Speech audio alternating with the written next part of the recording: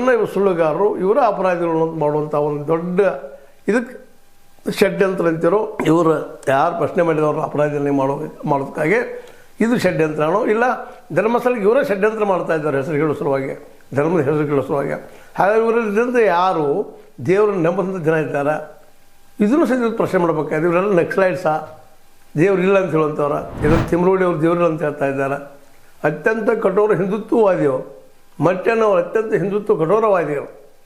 ಇವರೆಲ್ಲರೂ ತಮ್ಮನ್ನಾಗಿರ್ಬೋದು, ಇನ್ನುಳಿದವರಾಗಿರ್ಬೋದು, ಎಲ್ಲರೂ ಕಠೋರ ಹಿಂದುತ್ವವಾದಿಗಳು. ಇವರು ಏನಾದರೂ ದೇವರನ್ನು ನಂಬದಂಥ ನಕ್ಸಲೈಟ್ಗಳ ಅಂದ್ರೆ ನಾ ಇದು ಕೇಳ್ತಾ ಇರೋದು ಪ್ರಶ್ನೆ, ಇವ್ರು ಏನು ದೇವ್ರ ಹೆಸರು ಕೆಡಿಸ್ತಾ ಇದ್ದಾರೆ ಯಾಕೆ? ಮಂಜುನಾಥ್ ಅಲ್ಲಿ ದೇವರ ಕುರಿತಾಗಿ ಇವ್ರಿಗೆ ಏನಾದರೂ ಸಿಟ್ಟಿದೆನ? ಅಣ್ಣಯ್ಯ ಸ್ವಾಮಿ ದೇವರ ಮೇಲೆ ಇವ್ರು ಸಿಟ್ಟಿದೆನ? ಯಾಕಂದ್ರೆ ಇವ್ರು ನಂಬುವಂಥ ಆರಾಧ್ಯ ದೈವ ಮಂಜುನಾಥ, ಧರ್ಮಸ್ಥಳದ ಮಂಜುನಾಥ ಇವರು ಆರಾಧ್ಯ ದೈವ. ಅದ್ರ ವಿರುದ್ಧವಾಗಿ ಸುಳ್ಳು ಹೇಳಿಕ್ಕೆ ಸಾಧ್ಯನ ಇವರು? ಇವೆಲ್ಲವೂ ಇವತ್ತು ಪ್ರಶ್ನೆ. ಜೊತೆಗೆ ಭೂ ಕಬಳಿಕೆ ಬಗ್ಗೆ ಅದು ಇನ್ನೊಂದು ತಂಡ ಇದೆ, ಅದು ಸುಳ್ಳು ಹೇಳ್ತಾ ಇದ್ದೇನೆ, ಈರ್ಷ್ಯೆ ಸಾಧಿಸ್ತಾ ಇದ್ದೇನೆ. ಅದೆಲ್ಲ ಅವರೆಲ್ಲ ನಕ್ಸಲೈಟ್ಸಾ, ಸೋಮನಾಥ್ ನಾಯಕರು, ಇನ್ನುಳಿದವರು, ಜೊತೆಗಿದ್ದಂಥವರು. ಇದನ್ನೆಲ್ಲ ನೆನಪಿಸ್ಕೊಂಡಾಗ ಇದಕ್ಕಾಗಿ ನಾವು ನಗಬೇಕು ಅಳಬೇಕು ಅನ್ನುವಂಥ ಒಂದು ದೊಡ್ಡ ಒಂದು ಕ್ವಶನ್ ಮಾರ್ಕ್ ನಮ್ಮದು ಬಂದಿರ್ತಾ ಇದೆ. ಅಂತ ಯಾರು ವಿಷಲ್ ಬ್ಲೋವರ್ ಇದ್ದಾರೋ ಅವ್ರು ಇವತ್ತು ಅಪರಾಧಿ ಆಗ್ತಾ ಇದ್ದಾರೆ.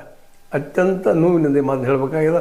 ಇನ್ನು ನೀವು ವಿಚಾರ ಮಾಡಿ ನೋಡೋರು, ಬೆಳ್ತಂಗಡಿ ನ್ಯಾಯಾಲಯದಿಂದ ಏನು ರಿಸಲ್ಟ್ ಬರ್ತದೆ ಅಂತೇಳಿ, ಏನು ರಿಪೋರ್ಟ್ ಬರ್ತದೋ, ಯಾವ ಅಂತಿಮ ತೀರ್ಪು ಬರ್ತದನೋ ಅಥವಾ ಇಲ್ಲ ಇನ್ನಷ್ಟು ತನಿಖೆ ಆಗಲಿ ಅಂತ ಬರ್ತದನೋ, ಯಾವ್ದು ನೋಡ್ಕೊಂಡು ಮುಂದಿನ ವಿಚಾರ ಮಾಡಿರತ್ತೆ ಅಂತ ಹೇಳ್ತಾ, ಒಟ್ಟಾರೆಯಾಗಿ ಇವತ್ತು ನಾವು ಈ ಚರ್ಚೆ ಮಾಡಿದ್ದೆಷ್ಟ ಈ ಆರೋಪ ಮಾಡಿದವರು ಅಪರಾಧಿಗಳ ಅನ್ನುವಂಥ ಪ್ರಶ್ನೆ ಮೂಡ್ತಾ ಇದೆ. ಇದಕ್ಕೆ ನೀವು ಉತ್ತರ ಕೊಡ್ರಿ ಅಂತ ಹೇಳ್ತಾ, ಯಾಕೆಂದರೆ ಡಿಸಿಷನ್ ಏನು ಬರ್ತದೆ ನೋಡೋಣ ಮತ್ತೊಮ್ಮೆ ಹೇಳ್ತಾ, ಇದು ನಿಮಗೆ ಲೈಕ್ ಆಗಿರ್ಬೋದು, ಲೈಕ್ ಮಾಡಿ, ಶೇರ್ ಮಾಡಿ, ಕಮೆಂಟ್ ಮಾಡಿ, ಜೊತೆಗೆ ಸಬ್ಸ್ಕ್ರೈಬ್ ನಿಲ್ಲಿಸ್ಬೋದು. 60 ನ್ಯೂಸ್ ಅರ್ಥ ಸೀತಾರಾಮ ಸತ್ಯದ ಕೈಗಳಲ್ಲಿ ವಂದನೆಗಳು.